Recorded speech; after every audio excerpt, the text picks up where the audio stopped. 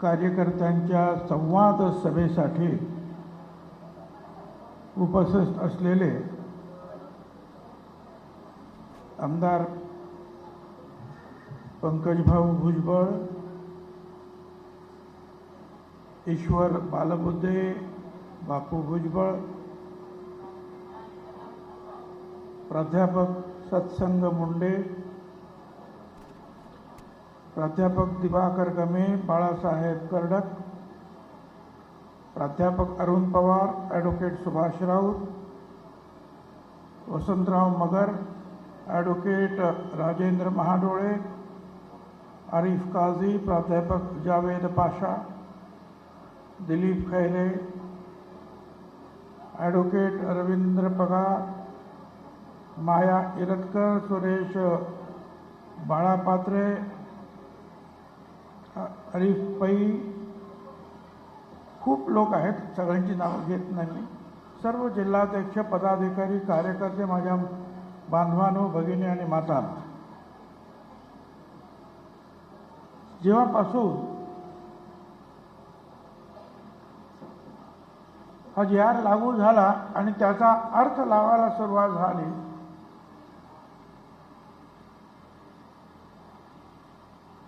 आणि हे जरा थोडंसं स्पष्ट व्हायला लागलं की आपल्या मुलाबाळांचं, भटक्या मुक्त ओबीसी बांधव आणि भगिनींच्या मुलाबाळांचं भविष्य अंधकारमय होत आहे. त्यावेळेला एक धक्का लागून आतापर्यंत 7-8 लोकांनी जे आहे आपल्या जीवाचं बलिदान दिलं. चिठ्ठी लिहून हे आमचं ओबीसी संपलं, आमचं भविष्य संपलं, आमच्या मुलाबाळांचं भविष्य संपलं. 11 सप्टेंबरला महादेव कराड वंजारी समाजाचा, 14 सप्टेंबरला गोरख देवडकर कुंभार, त्याच दिवशी नागनाथ कांगणे वंजारी परत, 15 तारखेला धनंजय नाथा गोरे माळी समाज, 16 तारखेला माणिक डोईफोडे वंजारी समाज, निवृत्ती यादव 17 तारखेला, अंबेजोगाई वर्धापूरला माळी समाज. या सगळ्यांनी जे आहे आपला बलिदान दिलं, आत्महत्या केली. मी आपल्या सगळ्यांना विनंती करतो, आपण आहे त्या ठिकाणी त्यांना श्रद्धांजली अर्पण करण्यासाठी कृपया 1 मिनिट उभं राहावं.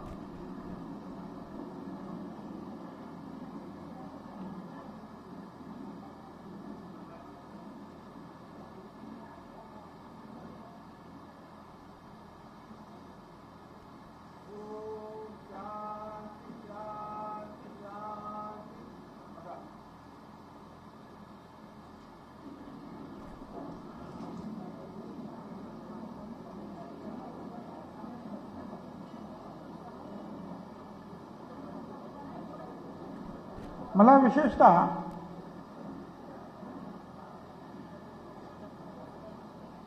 ही जी प्रसिद्ध माध्यमं इथे आलेली आहेत,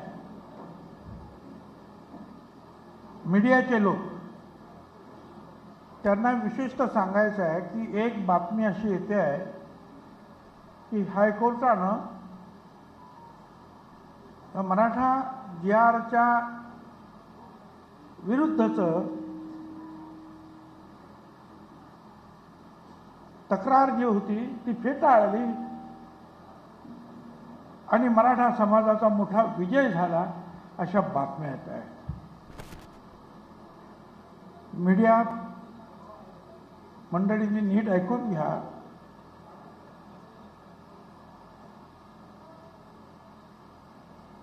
हा जी.आर. निघाल्यानंतर अनेकांनी आपापल्या पद्धतीनं जे आहे हायकोर्टाकडे धाव घेतली.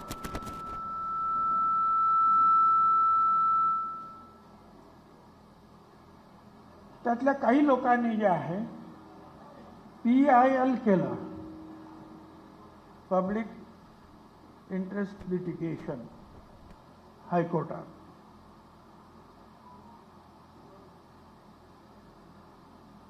आम्ही त्यांना सांगितलं की हे चुकीचं होईल. म्हणजे आमचे जे वकील होते, अनेक वकिलांशी जे आहे आम्ही 8-10 दिवस समीर भाऊ आणि ते रात्रंदिवस चर्चा करतात. त्यांनी सांगितलं आपल्याला ट्रायल नाही करायचा, आपल्याला रीट करायचं. हे कोर्टातले जे आहेत विषय आहे. आणि मग काय करायचं? मग ज्यांनी PIL केले होते त्यांनी परवानगी मागितली किंवा ठीक आहे आम्हाला तिकडे रीट करण्यासाठी आम्हाला मुभा द्यावी. आणि त्यावेळेला जे आहे कोर्टाने सांगितलं त्यापेक्षा जे आहे मी आता इथे तुम्हाला नाकारतो, तुम्ही रीटमध्ये जा. त्यामुळे चुकीचा गैरसमज लोकांमध्ये पसरतो आहे. आतापर्यंत आम्ही 4 ते 5 रीट ॲप्लिकेशन्स केलेली आहेत. एक केलेला आहे कुणबी सेनेच्या वतीनं, दुसरं केलेलं आहे हे नाभिक समाजाच्या वतीनं, तिसरं माळी महासंघाच्या वतीनं केलेलं आहे, चौथं समता परिषदेचे आमचे एक अधिकारी आहे मंडळी त्यांच्या वतीनं केलेलं आहे. असे आणखीन 2-4 असे 5-7 रीट ज्याला आपण म्हणतो ते आपण केलेले आहे. आणि आता त्याचे सुनावणी सुरू होईल.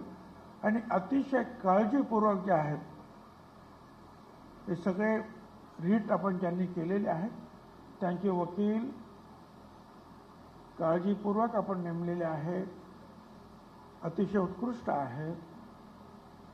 आणि मला खात्री आहे की निश्चितपणे आपली मागणी आहे एक तर हा GR मागे घ्या किंवा आवश्यक त्या सुधारणा त्या GR मध्ये करा, ही आपली मागणी आहे. त्याच्यामध्ये मला वाटतं की निश्चितपणे जे आहे आम्हाला यश मिळाल्याशिवाय राहणार नाही.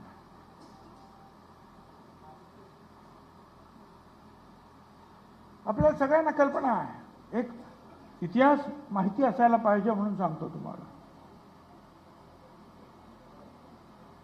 मंडल आयोगाच्या अगोदर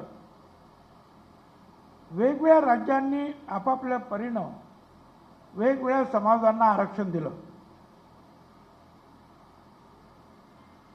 त्यावेळी BD देशमुख कमिटी फार वर्षापूर्वी नेमली. मराठा समाजाला द्यायचं की त्यांनी सुद्धा सांगितलं देता येणार नाही.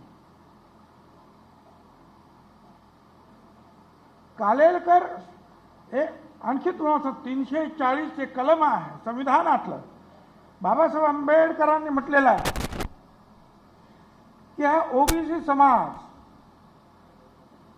ज्याच्यामध्ये आज देशामध्ये हजारो जाती आहेत, आपल्या इथे 374 जाती आहेत. हा अतिशय गरीब आहे, अडचणीतला आहे. त्यांची माहिती गोळा करा, आयोग निर्माण करा आणि यांना आरक्षण द्यायला पाहिजे. 341 मध्ये त्यांनी दलित समाजाला आरक्षण द्या म्हणून सांगितलं. 342 मध्ये आदिवासी समाजाला द्या म्हणून सांगितलं. 1.5-2 वर्ष झाल्यानंतर सुद्धा भारत सरकारनं आयोग नेमला नाही. म्हणून बाबासाहेब आंबेडकरांनी भारत सरकारचा जो राजीनामा दिला त्याच्यामध्ये त्यांनी जी 3-4 कारणं लिहिली त्याच्यामध्ये हे एक प्रमुख कारण होतं की मी सांगून सुद्धा या गरीब समाजासाठी आयोग नेमला गेला नाही. मग कालेलकर आयोग नेमला. कालेलकर आयोगाने सांगितलं की हो यांना मदत केली पाहिजे, आरक्षण दिलं पाहिजे. तो आयोग राष्ट्रपतीला त्यावेळेला देण्यात आला आणि मंत्रिमंडळाला. आता मी त्यात जात नाही, तुम्हाला माहिती आहे त्यावेळेला कुणाचे मंत्रिमंडळ होतं आणि कोण राष्ट्रपती होते.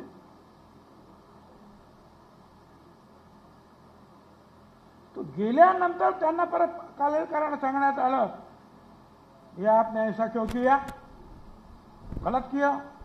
त्या कालेलकरांनी अगोदर पाठवलेला जो होता आयोग, तो त्यांचा अवॉर्ड द्यायला पाहिजे, त्यात त्यांनी स्वतःचं पत्र लिहिलं की हे जरी असलं तरी मला स्वतःला असं वाटतं देऊ नये.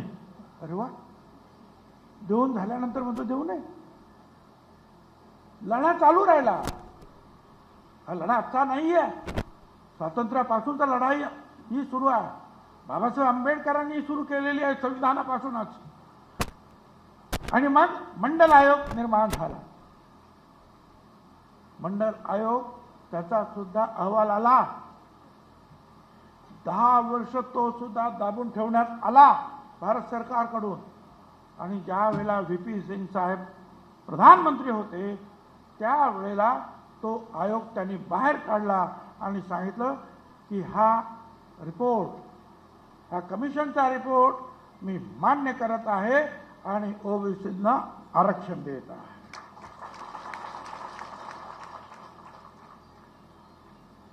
त्यावेळेला मी त्यांचं स्वागत केलं. मला वाटतं 7 जून वगैरे याची काहीतरी तारीख असावी, आता आठवत नाही. पण त्या दिवशी लोकसत्ता पण सगळा पेपरला आला मुंबईच्या की भुजबळांनी या निर्णयाचं स्वागत केलं. त्यावेळेला मी शिवसेनेचा आमदार होतो, महापौर होतो, दुसऱ्यांदा आमदार होतो. मी अभिनंदन केलं, वर्तमानपत्र छापून आलं आणि तिथे जे आहे बाळासाहेब ठाकरे आणि आमचे मतभेद व्हायला सुरुवात झाली.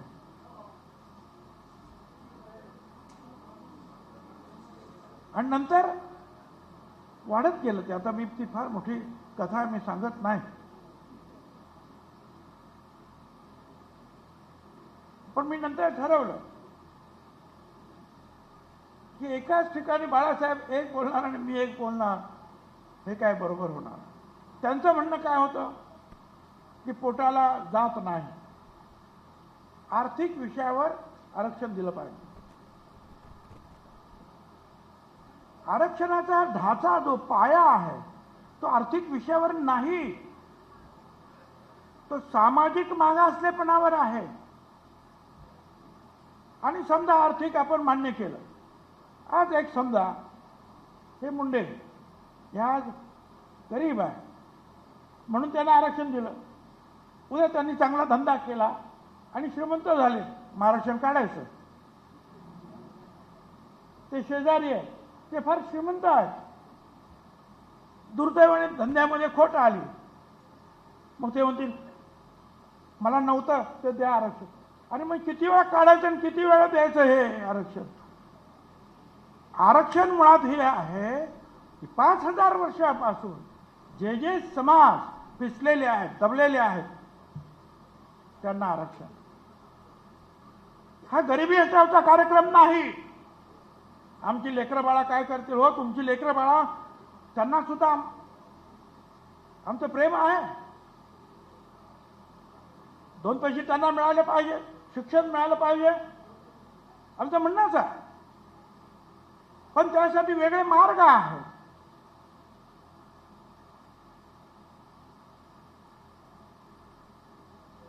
ओबीसी आरक्षण, दलित आरक्षण,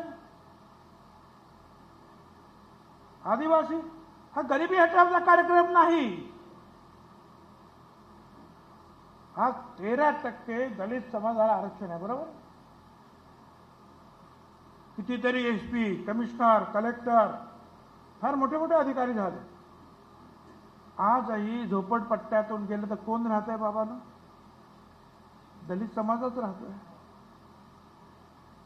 एवढ्या वर्षांनंतर सुद्धा. झाले का ते श्रीमंत? पण आता समज करून दिलेलं आहे, आरक्षण तुम्हाला मिळालं की ताबडतोब सगळ्यांना नोकऱ्या.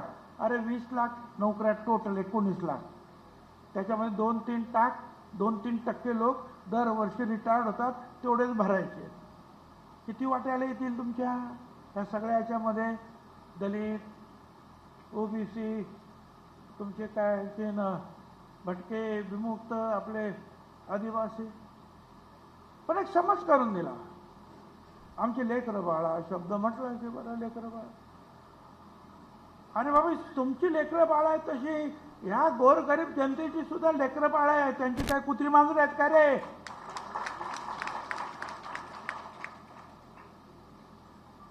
ही गरिबी सगळीकडेच आहे. पण तो गरिबी हटवण्यासाठी भारत सरकार, महाराष्ट्र शासन वेगवेगळे कार्यक्रम देते आहे. शेतकऱ्यांच्या ज्या सुखसोयी त्या देत आहेत, कष्टकऱ्यांच्या देत आहेत. पण त्याचबरोबर शिक्षणासाठी ज्या वेळेला मराठा पुढे मध्ये आणखीच मला सांगतो, हे आरक्षण जाहीर झाल्यानंतर कोर्टामध्ये गेलं, कोर्टातून सुप्रीम कोर्टात गेलं. 9 जजेस सन्माननीय सुप्रीम कोर्टाचे, त्यांच्या पुढे गेली केस. त्यांनी अभ्यास केला आणि त्यांनी सांगितले आरक्षण बरोबर आहे, 27% आरक्षण द्या. 54% ओबीसींची संख्या आहे. 1931 साली ब्रिटिशांनी जनगणना केली. मंडल त्यांनी पण सांगितलं ह्या देशात 54% ओबीसी आहेत. ओबीसी म्हणजे एक जात नाही, अनेक जातींचा समूह आहे. अदर बॅकवर्ड क्लास वर्ग, मराठा एक जात. ओबीसी 374 जाती महाराष्ट्रात आहे. देशामध्ये हजारो जाती आहेत. आणि या महाराष्ट्रापासून आज महाराष्ट्रात 54% आहेत. बिहारमध्ये जाती गणना केली 63% निघाले. म्हणून आम्ही म्हणतो करा जात गणना करा. 2010ला आम्ही सुप्रीम कोर्टात गेलो, समता परिषद. सुप्रीम कोर्टाने त्यावेळेला सरकारला सांगितलं, काय म्हणणार, समीर भाऊ भुजबळ त्यावेळेला खासदार होते, त्यांना सांगितलं तू पार्लमेंटमध्ये उभं राहा आणि बोल. ते उभे राहिले. गोपीनाथराव मुंडे त्यांच्या जोडीला आले. मग दोघांनी मिळून सगळे जे आहेत यादव वगैरे अमुक तमुक सगळे जे आहेत, शरद यादव पासून लालू प्रसाद यादव, सिंग मायावती, जे कोण होते, मुलायम सिंग वगैरे सगळे एकत्र झाले. आणि प्रणब मुखर्जींना सांगितलं सभागृहात येऊन पार्लमेंटला, ते आम्ही मागणी मान्य करतो. आम्ही ती केस मागे घेतली. पण तिथे आमची फसवणूक झाली. कारण दशवार्षिक जी जनगणना आहे ती सेन्सस कमिशनर असतो, आयुक्त आहे, त्यांचा एक कायदा ते करतात. तुम्ही त्यांना काही खोटं सांगितलं, चुकीचं सांगितलं तर तुरुंगवासाची सजा आहे. तिथे नाही केलं ते. त्यांनी काय केलं, प्रत्येक राज्यांनी आपापलं करावं. गावाचं असेल तर ग्रामविकास खात्याने करायचं आणि शहराचं असेल तर शहर विकास खात्याने करायचं, नगर विकास खात्याने. आणि त्याच्यामध्ये सगळं बट्ट्याबोळ झाला. आमची मागणी तेव्हापासून आहे, 2010 पासून.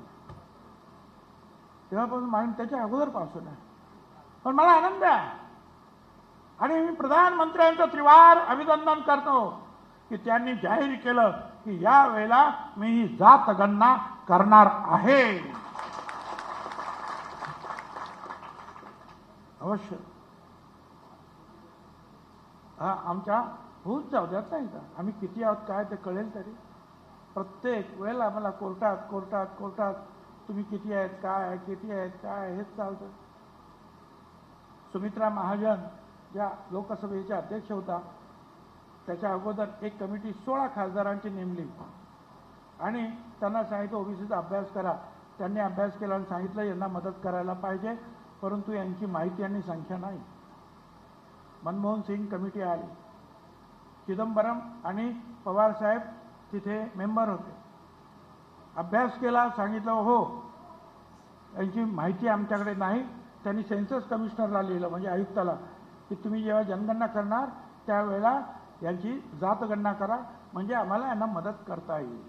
हा फक्त राजकारणाचा प्रश्न नाही आहे. जर हे सगळं झालं आणि हा सगळा डाटा उपलब्ध झाला तर ज्याप्रमाणे दलितांना भारत सरकार आणि राज्य सरकार वेगळा निधी देतं,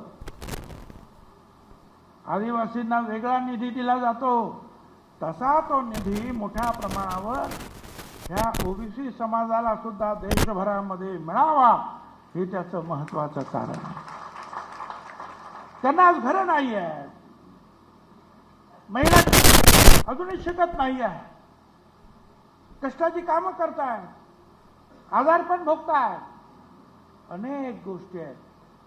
त्यासाठी हा पैसा एक मुंडे किंवा एक भुजबळ हे दोघे राजकारणात पुढे आले किंवा दोन पैसे त्यांच्याकडे आले म्हणजे काय अख्खा समाज श्रीमंत नाही झाला. करोडो लोक जे आहेत आज 54% जवळजवळ 8 करोडपेक्षा जास्त महाराष्ट्रामध्ये लोक आजही अडचणीमध्ये आहेत. आणि 93 सालामध्ये जे आहे सुप्रीम कोर्टानं सांगितलं याच्या अगोदर सरकार ठरवत होतं कुणाला किती आरक्षण, याच्यानंतर आयोग नेमायचा, न्यायमूर्तीचा आयोग, ते अभ्यास करतील, त्यांच्याकडे जायचं, ते अभ्यास करून त्यांनी जर सांगितलं मंत्रिमंडळाला तर करायचं आणि त्याप्रमाणे आयोग निर्माण झाले. मी त्यावेळेला शिवसेना सोडली, पवार साहेबांबरोबर आलो. आम्ही सांगितलं आता जालन्याला परिषद झाली, 1 लाख लोक होते, उन्हामध्ये बसले होते. पवार साहेब होते मुख्यमंत्री, मी हाऊसिंग मिनिस्टर, विलासराव होते वगैरे वगैरे अनेक मंत्री. एकच मागणी केली की आम्हाला मंडल आयोगाची अंमलबजावणी करा. त्यांनी 1 महिन्याच्या आत मंडलची अंमलबजावणी करू आणि त्यांनी ती केली. आणि म्हणूनच मी त्यांच्या बरोबर शेवट काँग्रेस आणि ते फुटले, 2 पक्ष झाले काँग्रेसचे, तरी सुद्धा मी साहेबांबरोबर राहिलो आणि सांगितलं की नाही, आम्हाला पाहिजे असलेली गोष्ट पवार साहेबांनी आम्हाला दिली, आम्ही त्यांच्याबरोबर राहणार. आम्ही राहिलो त्यांच्याबरोबर. हा इतिहास तुम्हाला माहिती पाहिजे की हे काय आहे. आणि त्याच्यानंतर मग आयोगाकडे मराठा समाज 4 वेळा गेला. खत्री आयोग, बापट आयोग, सराफ आयोग वगैरे सगळ्यांनी सांगितलं की हे शक्य नाही. शेवटी दुसरा आयोग आला, गायकवाड आयोग आला. त्या अगोदरच्या आयोगामध्ये आपले तायवाडे साहेब सुद्धा मेंबर होते. मागासवर्गीय आयोग होते ना, हाके पण होते, एक सोनवणे पण आमचे होते, मेश्राम होते. काहीतरी त्यावेळेला चक्र फिरलं राजकीय, एकेकाने राजीनामा दिला. हे हाके पण माझ्याकडे आले. मी सांगितलं अजिबात राजीनामा देऊ नकोस, बघूया काय होतं ते, काय करता येते कोण. राजीनामा दिला. अरे तिथे राहून आपल्याला लढायचं आहे. एकच मनुष्य निघाला, त्याचं नाव मेश्राम, दलित समाजाचा, थोडेसे वयस्कर, माझ्याकडे आले. काय करू, तुम्ही तरी निदान राहा, बोला, काही होणार नाही मला माहिती आहे, पण राहा. एकच मनुष्य राहिला. माझं म्हणणं असं आहे, लढायला उतरल्यानंतर जे आहे शेवटपर्यंत लढलं पाहिजे. शेंडी तुटो पारंबी तुटो, माघार नाही घ्यायची.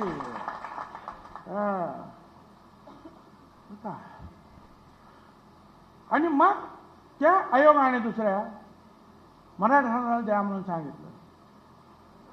हायकोर्टाने काही मंजूर केलं, काही नामंजूर. ते पण गेलं सुप्रीम कोर्टात आणि सुप्रीम कोर्टानं निर्णय दिला की हा समाज हा सामाजिकदृष्ट्या मागास नाही. या समाजाचे 60% आमदार आहेत, मुख्यमंत्री आहे, मंत्री आहे, साखर कारखाने आहेत, अमुक आहे, संस्था आहेत वगैरे वगैरे वगैरे सगळं आहे. जिल्हा परिषद यांच्या ताब्यामध्ये सगळं आहे. तुम्ही शिक्षण आणि आर्थिकदृष्ट्या जर समाज मागे असेल तर दुसरं आरक्षण याच्यात नाही, 50% नाही. सुप्रीम कोर्टानं सांगितलं. आणि एवढंच नाही, सुप्रीम कोर्टाने सांगितलं की राजकीय दबावाखाली कुणालाही हे आरक्षण मिळता कामा नये, हे सुद्धा सुप्रीम कोर्टाने म्हटलेलं आहे. सुप्रीम कोर्टाने हे सुद्धा म्हटलेलं आहे.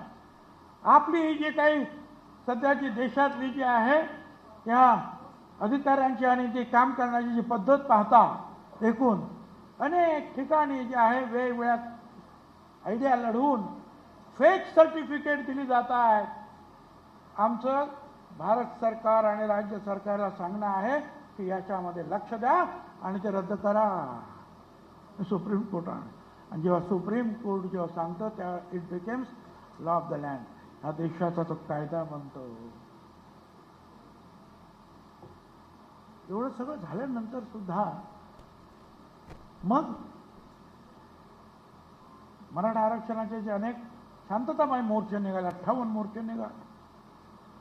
गुजरातेत निघाले पाटीदार पटेल, राजस्थानमध्ये गुजर, पुढे आणखी हरियाणा जाट निघाले मोर्चे. काय करायचं?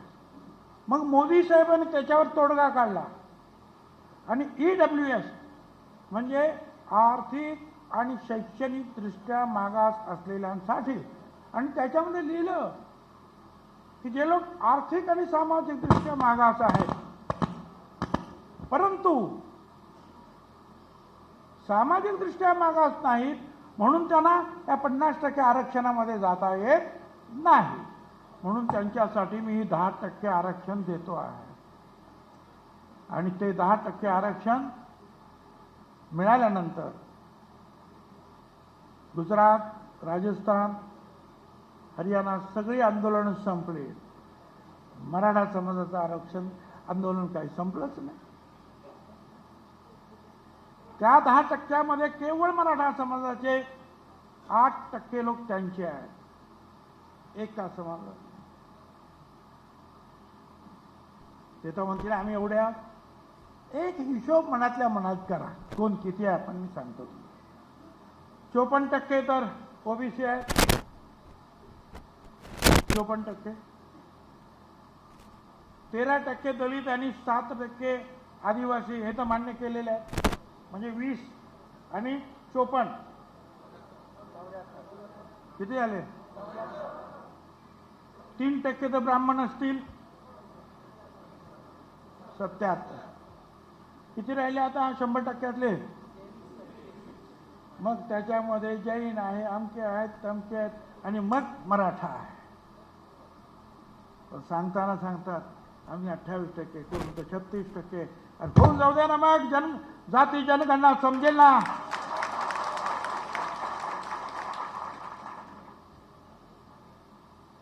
चुकीचे आकडे फेकतात तोंडावर. आणि आपण सुद्धा काही अभ्यास करत नाही. आम्ही बोललं पाहिजे सगळ्यांनी, कोणी बोलत नाही. आमचे सुद्धा खूप आमदार आहेत, मंत्री आहेत.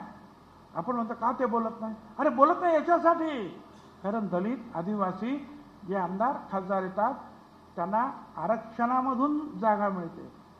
आणि आम्ही जे आहेत ओबीसी वाले, आम्हाला ओपनमध्ये लढावं लागतं आणि ओपनमध्ये आम्हाला मराठा समाजाची मतं पाहिजे असतात, म्हणून आम्ही बोलत नाही.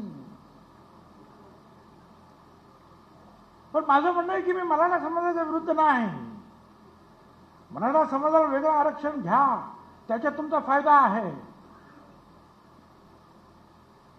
आता जे MPSCचे आणि मेडिकलचे रिझल्ट आले त्याच्यामध्ये कट ऑफ पॉईंट कमी आहे बाकीच्यांचा, त्यांना मिळाल्या जागा. आणि ओबीसीचा कट ऑफ पॉईंट आणखी वरती गेला, म्हणजे खूप मार्क्स पाहिजे त्यांच्यापेक्षा, तरच आरक्षण या ओबीसीमध्ये तुम्हाला मेडिकल आणि MPSCमध्ये जागा. अरे फायदा त्याच्यात आहे. म्हणून मी विचारलं 4 दिवसापूर्वी, कोणीतरी शहाण्या माणसाने आम्हाला सांगा रे की फायदा कशात आहे? तुम्हाला शिक्षण आणि आरक्षण आणि याच्या आर्थिकमध्ये पाहिजे ना, मग त्याच्यात फायदा आहे. बरं विद्यार्थ्यांना शैक्षणिकदृष्ट्या मदत आज ओबीसी पेक्षाही जास्त मदत मराठा समाजाला मिळते आहे. जी फी ओबीसीला आहे तीच फी मराठा समाजाला, जी स्कॉलरशिप त्यांना तीच मराठा समाजाला. एवढंच नाही, त्यांना सगळी वसतिगृह सगळीकडे मिळाली. मुलींचं वेगळं, मुलांचं वेगळं. त्यांच्या कार्यालयाला जागा फुकट मिळाल्या. ओबीसीच्या कार्यालयाला जागा फुकट मिळत नाहीत. ओबीसीचे विद्यार्थ्यांना अजूनही वसतिगृह नाहीत. ज्यांना वसतिगृह मिळालं नाहीत सारथीमध्ये मराठा समाजाला, त्यांना 60,000 रुपये महिना वर्षाला मिळतात. 60,000 रुपये घ्या आणि कुठे राहा आणि शिका. आम्हाला नाही, आता आम्ही भांडून भांडून भांडून ते केलं आहे. म्हणून मी नेहमी त्यांना सांगतो, उलट आहे आता मंत्रिमंडळात की बाबांनो, त्यांना जे देतात ते आम्हाला ओबीसीला द्या. ही उलटी मागणी आहे आमची. आणि म्हणून 23 जानेवारी 24ला काहीतरी एक GR निघाला की मुख्य सचिव आणि इतर जे सचिव त्यांची कमिटी, आणि त्यांनी हे बघावं की सगळ्यांना सारखं तरी मिळालं पाहिजे. अरे कसला काय गुंडाळून ठेवलं त्याला, यांच्या इकडे चालू आहे. शेवटी मी भांडलो परत आणि आमची सुद्धा समिती करा. त्यावेळेला ही जी आहे ही समिती ओबीसी समिती सुरू झाली. आणि ओबीसी समिती सुरू झाली, 2 मीटिंग झाल्या, मोकळेपणाने बोलायला मिळालं. कारण मी जे काय बोलतो आहे ते विधानसभेत सुद्धा बोललो, ज्यावेळेला मी मंत्री नव्हतो आता मार्चमध्ये बजेट सेशनच्या वेळेला, पण लक्ष दिलं नाही. आता मोकळेपणाने बोलतो, सगळ्यांचं लक्ष आहे. मला वाईट वाटतं एका परिस्थितीत.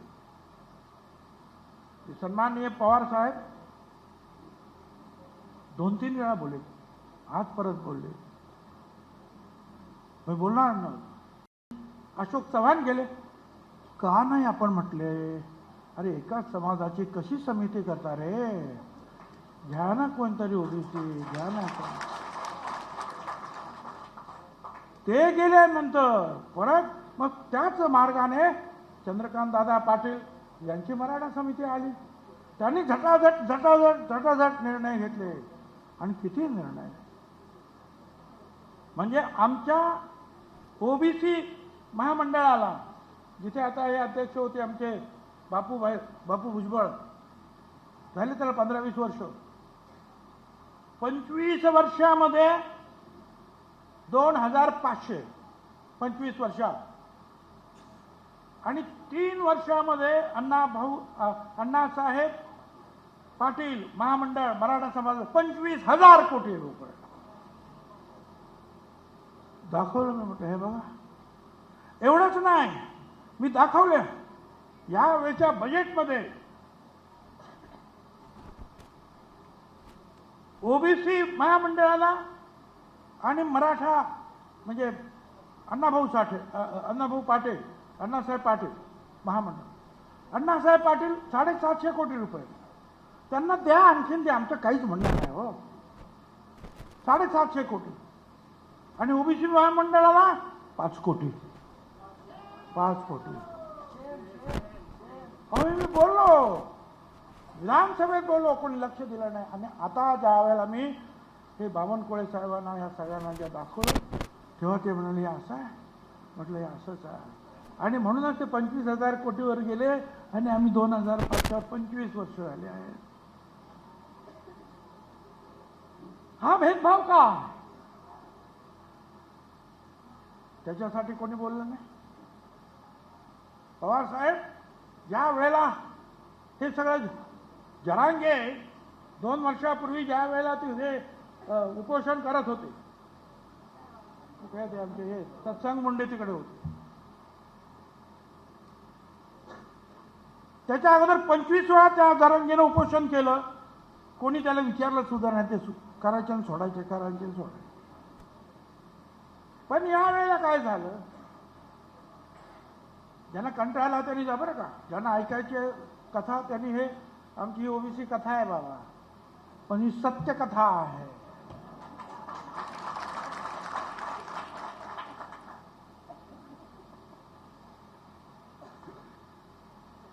उपोषणाला बसल्या, बरेच दिवस झाले. सरकारनं त्यांना सांगितलं असेल, त्यांना अरे उठवा बाबा, त्यांना त्या हॉस्पिटलला घेऊन. तिथे काही महिला पण बसलेल्या होत्या, म्हणून पोलीस, महिला पोलीस सगळे गेले त्यांना आणायला. त्यांनी सांगितलं नाही, मी आता का झोप लागलेली आहे मला, आपण उद्या सकाळी या. रात्रीतून मिटिंग झाल्या.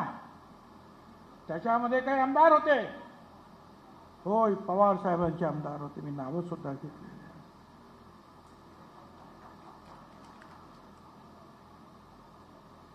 त्यांच्यातलेच एक जे आहेत ते काय महाराज म्हणून काय म्हणतात ना, त्यांचा कुठले तरी महाराज बारसकर, काय अनेक गोष्टी बाहेर पडल्यानंतर यांनी सांगितलं आणि त्याप्रमाणे सगळ्या गच्च्यांवर दगड बिगड ठेवले.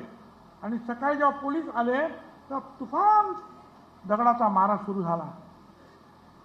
पोलीस पळत होते, घरामध्ये आश्रय घ्यायला, घरातून लाथा घालून त्यांना बाहेर काढले, परत बाहेर चोपायचे. महिला पोलीस होत्या, त्यांना सुद्धा त्रास झाला. 84 पोलीस महिला पोलिसांसहित हॉस्पिटलमध्ये गेले.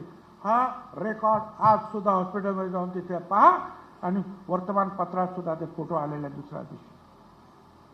हे झाल्यानंतर आता काही आवरतच नाही, किती मार खायचा डोकी. आणि मग केन चार्ज ज्याला म्हणतात, लाठीचार्ज झाला. मग पोलिसांनी जे आहे लाठीचार्ज केला आणि त्याच्यामध्ये लागला, अनेकांना मार लागला, मान्य आहे मला. पण पवार साहेबांनी अगोदर विचार करायला पाहिजे का झालं. आणि बरं तिथे गेले तर मग पोलिसांतर्फे सुद्धा जाऊन यायचं. 84 लोक कसे जखमी झाले. पवार साहेब गेले म्हणून उद्धव ठाकरे गेले आणि हा बाबा मोठा लीडर झाला ताबडतोब.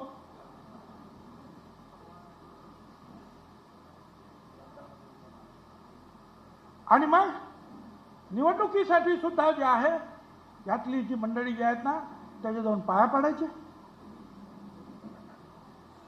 काय मग त्यातले जे आहे स्थानिक आमदार, त्यांना घरी बसवण्याचं काम आपल्या सगळ्या ओबीसी वर्गानं अतिशय इमानदार होते. अनेक वर्ष ते निवडून येत होते. अनेक वेळा मीच जायचो त्यांना मत द्या सांगा, 4 मिटिंग करायचं.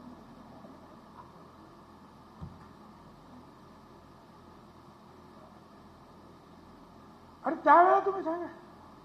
त्याच्यानंतर आता हे मुंबईत आले, 4 दिवस मुंबई बंद. मुंबईचा सगळा भाग, त्रास किती, काय किती सगळं पाहिजे. पवार साहेबांनी सांगायला पाहिजे होतं ना. आणि त्याच्या अगोदरची गोष्टच मला सांगतो. आता पवार साहेब म्हणतात की छगन भुजबळ मुख्यमंत्री आहे, सगळ्यांनी एकत्र बसून ते सोडवा.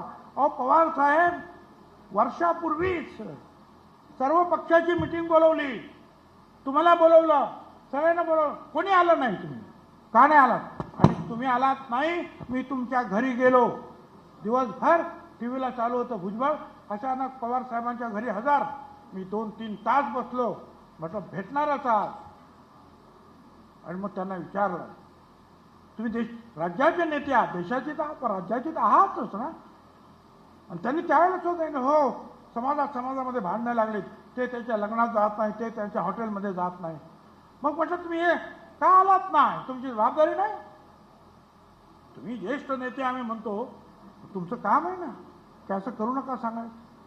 तुम्ही मिटिंगला येत नाही आणि आता म्हणतात भुजबळ आणि तुम्ही जे आहे मिटिंग घेऊन सोडाल, तेव्हा तुम्ही आलात नाही. आणि आता आमचं वाटोळे झाल्यानंतर तुम्ही आमचं म्हणताय. मी सांगितलं की हे जे आहे हा जार तुम्हाला पटतो का सांगा. म्हणतात हैदराबाद गॅझेटने एक मार्ग मराठ्यांना दाखव. काय मराठ्यांना मार्ग दाखव? मला बोलवलं, ज्या दिवशी निर्णय झाला मला बोलवलं. मी होतो, पंकज भाऊ आणि समीर भाऊ. आम्ही सकाळीच गेलो, सगळी कागदबरोबर घेऊन गेलो मुख्यमंत्र्यांकडे. तिथे 2 उपमुख्यमंत्री बसले होते. ते म्हणाले आम्ही हैदराबाद गॅझेट मान्य करायचं ठरवलं. म्हटलं म्हणजे माझं काय म्हणणं नाही. मी हैदराबाद गॅझेट काढले बाहेर 1921 आणि 31. म्हटले बघा याच्यात कुणबी वेगळे लिहिलेत, मराठा वेगळे लिहिलेत. कुणबी वेगळे, मराठा वेगळे. टोटल लोकसंख्येच्या 1% किंवा 0.3% एवढेच आहे. द्या ना, कुणबी असतील तर द्या बाबांनो, एवढंच. मी जी आर पाहिला नाही, मला कोणी जी आर दाखवला नाही, आणि मग संध्याकाळी हे सगळं संपवण्यासाठी जी आर घेऊन गेले. आणि त्या जी आर मध्ये काय होतं, मराठा समाजातील पात्र व्यक्तींना, पात्र मराठा समाजाचे, कुणबी समाजाचे किंवा मराठा कुणबी, कुणबी मराठा नाही, मराठा. मुद्दा असा तुम्ही समजून घ्या, न्यायमूर्ती शिंदे कमिटी नेमली, बरोबर आहे का? तर कुणबी समाजाचे दाखले तिकडे आंध्र प्रदेशमध्ये, निजामशाहीमध्ये, तेलंगणा वगैरे, ती कमिटी, न्यायमूर्ती कमिटी तिकडे गेली. 6-6 महिन्याने त्यांना आपण मुदतवाढ दिली. 2 वर्षाचं काम चाललं आणि त्यांनी लाखो डॉक्युमेंट्स चेक केले आणि त्यातून शोधून काढले 2,18,000 काहीतरी कुणबी सर्टिफिकेट त्यांनी दिली. आता मला सांगा, जर शिंदे समितीने हे काम पूर्ण केलं, अहवाल मंत्रिमंडळाला सादर केला, तो मंत्रिमंडळाने मान्य केला, मग आता काम काय राहिलं? परत आता हैदराबाद गॅझेट कशाला? मग हैदराबाद गॅझेट कशाला? तर त्याचं उत्तर या जी आर मध्ये. ज्यांना नोंदी ज्यांच्या झाल्या नाहीत अशा मराठा समाजाच्या व्यक्तींना, मराठा समाजाच्या व्यक्तींना कुणबी सर्टिफिकेट देण्यासाठी खालील प्रक्रिया राबवण्यात यावी. अरे, आणि ते पण कसं? नातेवाईक नाही, नातेसंबंध. नातेवाईक म्हटलं का रक्ताचा नातेवाईक, नातेसंबंध. मग बायकोच्या बाजूने असेल, इकडे तिकडे कुणाच्याही बाजूने असेल. अरे बसा ना बाबा, तुम्ही शांतपणे. पुढे या, आवाज मागे येत नाही. पुढे मागे येत नाही तर पुढे येऊन बसा. घरा धुडून ओरडतोय, तुम्ही काय सांगता मला? नातेवाईक तो नाही, नातेसंबंध. म्हणजे कोणी कुणाचं करायचं. एकाने तर पत्रक काढलं, मी कुणबी आहे, कोणाला पाहिजे असेल सर्टिफिकेट मराठा समाजाला मला सांगा, मी जे आहे ते ॲफिडेविट द्यायला तयार आहे. अरे, कोणी कुणाला? म्हणजे इकडचा चंद्रपूरचा असेल, गडचिरोली एखादा तर मराठा समाज असेल किंवा नागपूरचा, तो फार लातूरच्या याला सर्टिफिकेट देईल, ॲफिडेविट. हो, हा पण कुणबी आहे. अरे, पण त्याच्यामध्ये अगोदर पात्र मराठा शब्द असेल, मराठा पात्र व्यक्तींना, पात्र मराठा व्यक्तींना हे द्यावं. तर जरा गेली सांगितलं हा पात्र शब्द काढा. मंत्र्यानं तिथेच बसवलं. 1 तासामध्ये जी आर बदलून आणला आणि तो पहिल्या याच्यामध्ये जो पात्र शब्द होता तो काढून टाकला आणि दुसऱ्या याच्यामध्ये तो म्हणजे कोणी येता या अपात्र आले तरी चालतील असा त्याचा अर्थ झाला. काय करायचं, हे सगळं माझ्याकडे आहे. आणि हे हायकोर्टाचे डिसिजन्स आहे. मराठा आणि कुणबी ह्या 2 वेगवेगळ्या जाती आहेत.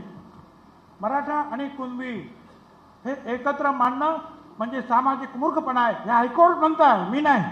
हे हायकोर्टाचे सगळं म्हणणं आहे. आणि हे चुकीचे जे आहेत ते जी आर. आणि म्हणून आम्ही कोर्टात चाललो, लढणार.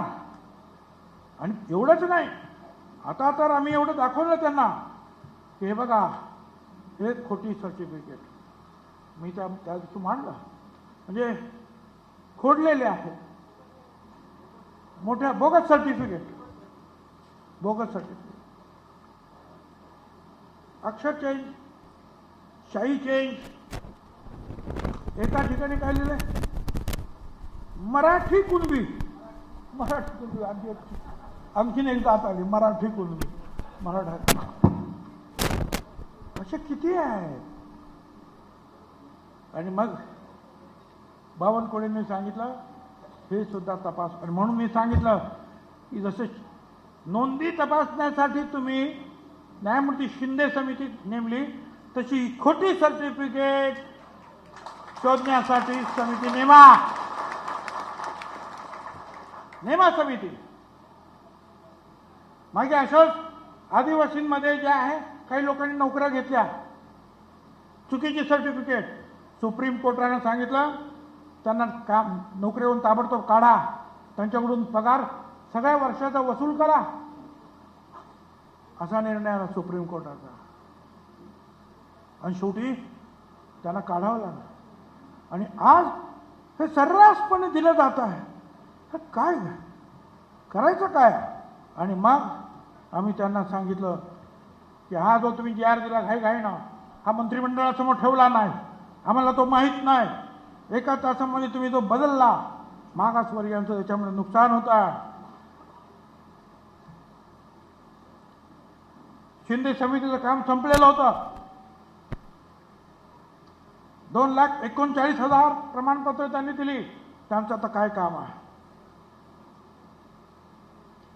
तुम्हाला एसीबीसी मध्ये तुम्हाला 10% आरक्षण दिलेलं आहे, पाहिजे की नाही ते सांगा. आम्ही त्यांना विचारतो. अर्जदाराने कुठलंही एक शपथपत्र दिलं. 13 ऑक्टोबर पूर्वी मी राहत होतो, 13 ऑक्टोबर 67 पूर्वी झालं त्याचं काम. हे अशा अनेक गोष्टी ज्या आहेत. आणि शपथपत्राच्या आधारे निर्णय घेणं जातीचं हे भारतात कुठेही मान्य नाही. ते कायद्याच्या संविधानाच्या विरुद्ध आहे. आणि मग कुळ परत त्या कुळातला, या कुळाचा काय अर्थ आहे हो? काय कुळ म्हणजे काय? और कुळ या शब्दाची कुठलीही स्पष्ट व्याख्याच नाही. कुळ म्हणजे काय तो शब्द? हे अशा अनेक गोष्टी ज्या आहेत इथे आहेत. आणि म्हणून मग आम्हाला बोलावं लागलं. आणि आता आम्हाला सांगता की तुम्ही जे आहे की जातीमधली तेढ वाढवू नका. म्हणजे आम्ही हे सुद्धा सांगायचं नाही किंवा आमच्या आरक्षणात धक्का लावू नका. ते म्हणतात आरक्षणाला, ओबीसी आरक्षणाला धक्का लागणार नाही. ठीक आहे बाबा. आता मला सांगा, या स्टेजवर उद्या 100 माणसांची बसायची जागा आहे आणि तिकडून आणखीन 50 माणसं बलदंड आले, आम्हाला बसायचं, तर इकडून काही खाली ढकलले जातील का नाही? जा बाहेर. म्हणजे आम्ही बाहेर, धक्का कसा लागणार नाही भाऊ?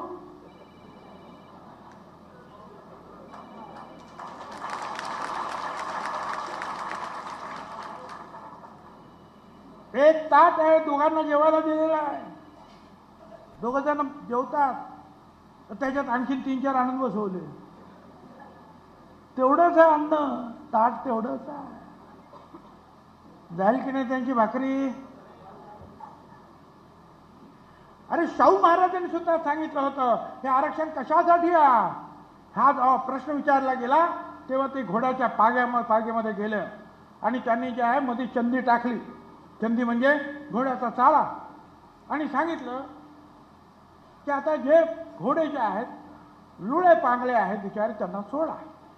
त्यांना सोडलं आणि मग ते खायला लागले तो घास. आता म्हणे जे तगडे घोडे आहेत त्यांना सोडा. आता तगडे घोडे गेल्याबरोबर त्यांनी लाथा घातल्या आणि जे दुसरे होते बिचारे त्यांना बाजूला केलं आणि ते बाजूला झाले.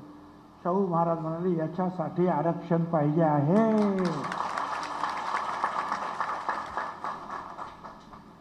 आणि आता आम्हाला सांगितलं जात आहे आम्ही असं करू तसं करू, वाटेल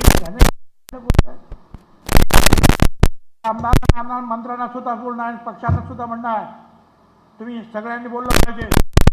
मतांसाठी तुम्ही घाबरता. निवडणूक आली तर जरंगी उभा राहतो, निवडणूक आली तर जरंगी उभा राहतो. जरंगी उभा राहिला का पाया पडायला गेले, पैसे अमुक घ्या, तमुक घ्या, तमुक घ्या. हे काय चाललं आहे?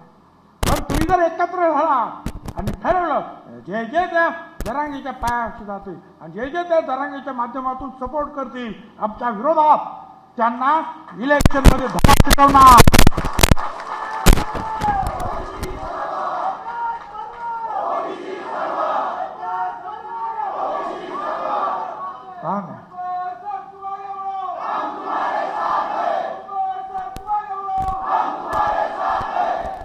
आणि तुम्ही एकत्र आलात तर काय होऊ शकतं? मला माहितीचे फक्त 2 उदाहरण मी देतो.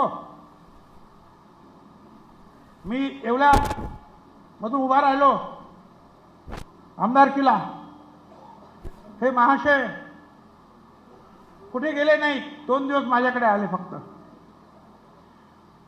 मी नेहमी 60,000 निवडून यायचो, जास्त मतं, आणि यावेळेला मी 1.5 लाखांनी यायला पाहिजे होतं.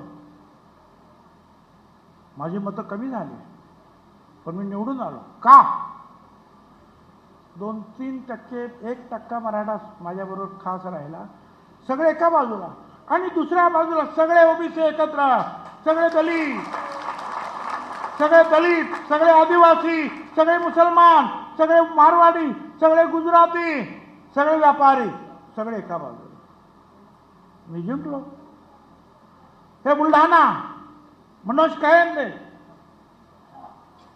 वंजारी समाजाचा, त्याला राष्ट्रवादीनं तिकीट दिलं. तिथे शिंदेच्या विरुद्ध मराठा, आणि शिंदे त्यावेळेचे मुख्यमंत्री, त्यांनी आणखी दुसरा मराठा तिथे दिला. आमच्या लोकांनी सांगितलं तर कायंदेला आम्ही माघार घेतो आहोत. मला बोलवलं, मी गेलो. म्हटलं नाही माघार, पडलो तरी हरकत नाही, माघार नाही. चमत्कार झाला आणि कायंदे निवडून आले. होऊ शकतं, तुम्ही एकत्र आले तर होऊ शकतं. पण तुम्हीच हा तेली आहे, मी माळी आहे, ते माळी आहे, मी धनगर आहे. नाही, आपण सगळे ओबीसी आहे. ह्या ओबीसी भावनेने तुम्ही जर उभे राहिलात एकत्रित तर राजकारण बदलू शकतं. आणि मला या सगळ्या पक्षांना सुद्धा सांगायचं की आतापर्यंत आम्ही शांत राहिलो. तुम्ही जर तिकडे जाऊन आमदार आणि खासदार पाया पडणार असाल आणि आमच्या विरुद्ध उभे राहणार असाल तर आम्ही सुद्धा त्याच मार्गाने तुमच्या विरुद्ध जायला तयार आहोत. राजकारणाचा फायदा तुम्हाला घेऊ देणार नाही. एक आहे, या सगळ्यामध्ये आज ओबीसी समिती नेमली. मुख्यमंत्र्यांना आम्ही भेटल्यानंतर मुख्यमंत्री सुद्धा म्हणाले की अजिबात नाही, खोटी सर्टिफिकेट चालणार नाही. आम्हाला आनंद आहे. किंबहुना मी तुम्हाला सगळ्यांना सांगतो, मंत्रिमंडळात सुद्धा एकमेव आशेचा किरण आहे हे देवेंद्र फडणवीस, की जे आज समिती पाहिजे म्हटल्यानंतर समिती दिली. ताबडतोब सांगितलं ओबीसीचे पैसे सगळे द्या म्हटल्यानंतर द्यायला सुरुवात झाली. हा एकमेव. आणि सांगितलं त्यांनी की नाही, खोटी सर्टिफिकेट असती तर त्याला सजा करू. पण देवेंद्र साहेब अनेक लोक जे आहेत काय करतात काय, आणि तुम्हीच सांगितलं ओबीसी आमचा DNA आहे. अरे आमचा तर आहेच आहे, पण तुम्ही सुद्धा सांगितलं की आज सरकार आलं, ओबीसी आमचा बीजेपीचा DNA आहे. तो तुम्हाला सांभाळावा लागेल, कृतीनं तुम्हाला दाखवावं लागेल की ह्या ओबीसीला आम्ही सांभाळतो. ज्या वेळेला तुम्ही ओबीसीला सांभाळ त्यावेळेला हे दलित, आदिवासी, इतर सगळे लहान समाज तुमच्याच पाठीमागे उभे राहतील. कारण तुम्ही गरिबांचे मसीहा होणार आहात. कुठच्याही दबावाला बळी पडता कामा. हे सांगते आम्ही अरे आम्हाला काय मुंबईला येता येत नाही. लाखो लोक आम्ही दिल्लीला जाणार. दिल्लीला 2006 साली अखिल भारतीय मराठा समता परिषद, अखिल भारतीय, फक्त महात्मा ज्योतिराव फुले आणि माझा एवढा फोटो बस. अख्खं रामलीला मैदान भरलं होतं, अख्खं रामलीला मैदान. आणि त्यावेळेला लालू प्रसाद यादव, शरद यादव, पवार साहेब, येचुरी साहेब, अनेक लोक बघायला आले. अरे हे एवढे लोक कसे काय आले? सगळे ओबीसी. कारण हिंदुस्थानामध्ये सगळीकडे ओबीसी आहे. हे सगळे समाज देशभर पसरले आहेत, लहान लहान लहान. आम्ही दिल्लीत जाऊ, आम्ही मंडळला. अरे काय आणि मंडल आयोग चॅलेंज करू. माहिती तरी आहे का तुला मंडल आयोग काय? माहिती तरी आहे का तुला? 9 जजेसने ओके केलेलं मंडल आयोग. माहिती तरी आहे का तुला? त्या महाराष्ट्राचा प्रश्न नाही मंडल आयोग, हा सगळा देशाचा प्रश्न आहे. माहिती आहे का तुला? ते काय आझाद मैदान आहे काय? तिकडे गेल्यानंतर बसला आपलं आणि तुझं मान्य झालं. आणि दबावाखाली जर सरकार येणार असेल तर ओबीसीचा सुद्धा दबाव, मागासवर्गीयांचा दबाव किती असतो हे सुद्धा आम्ही दाखवून देऊ.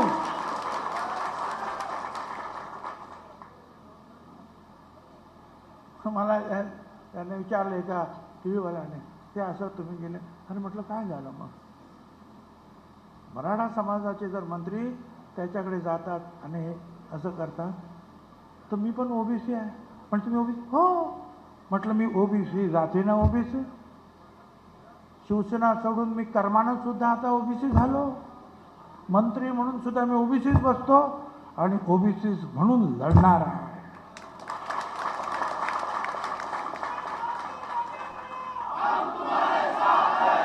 पण या साठी जे आहे तुमच्या सगळ्यांचं सहकार्य पाहिजे.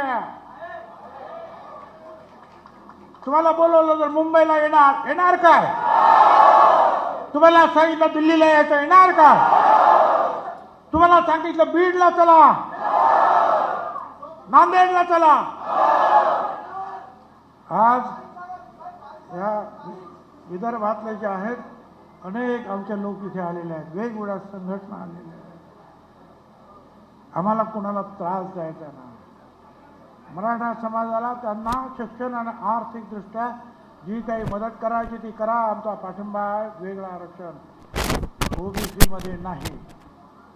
आणि आज दबावाखाली जर राजकारणाच्या दबावाखाली, ते सुद्धा सुप्रीम कोर्टाने म्हटलंय की राजकीय दबावाखाली कुणाचं आरक्षण दिलं गेलं असेल तर ते देता कामा नये, ते रद्द केलं पाहिजे. हा सुप्रीम कोर्टाचा निर्णय आहे. मी अधिक न बोलता आपल्याला एवढंच सांगतो की आपली एकजूट कायम राहते. आहेत काही लोक आहेत मोर्चे काढायचे, हे काढायचे. माझा विरोध नाही आहे जे काढणार. माझं म्हणणं एवढंच आहे की शेवटपर्यंत राहायचं. काही लीडर्स ते अंबडला मिटिंगला आले, रॅलीला, मोठी मोठी भाषणं केली, आनंद आहे. हा झेंडा घ्यायचा, पुढे जायचं पक्षापेक्षा नंतर वगैरे.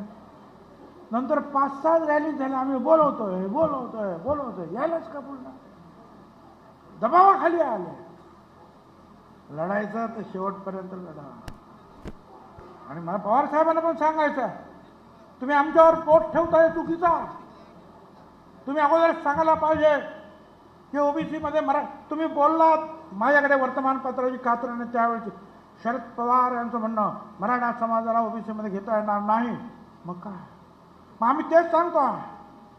तुम्ही आमच्यावर आम्हाला बोलता की समाजामध्ये फूट पडते. आम्ही आमचं वाचवायला गेलो तर फूट पडते. हम आह भरते हैं तो बदनाम हो जाते हैं. हम आह भरते हैं तो बदनाम हो जाते हैं. वो कत्ल करते हैं तो चर्चा नहीं होता है. आम्ही बोलायचो नाही. मला तुम्हाला सांगायचं आहे, याच्या पुढे तुम्ही सगळ्यांनी मजबूतीने उभं राहायचं आहे. मी तर उभं राहणार आहे.